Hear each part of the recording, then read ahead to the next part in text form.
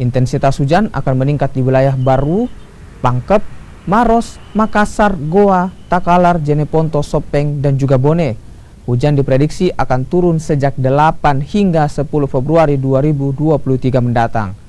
Sementara untuk wilayah Sulawesi Selatan bagian utara yang meliputi Luwu Raya, Tanah Toraja, Toraja Utara, serta sebagian wilayah di Bone, Sinje, dan Bulukumba diperkirakan akan diguyur hujan sedang hingga 7 Februari mendatang. Februari ini seperti kemarin itu ada kejadian banjir di wilayah Baru dan Parepare.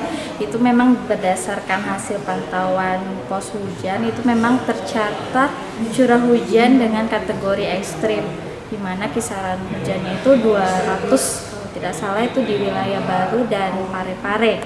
Jadi memang saat itu memang curah hujannya dalam kategori ekstrim.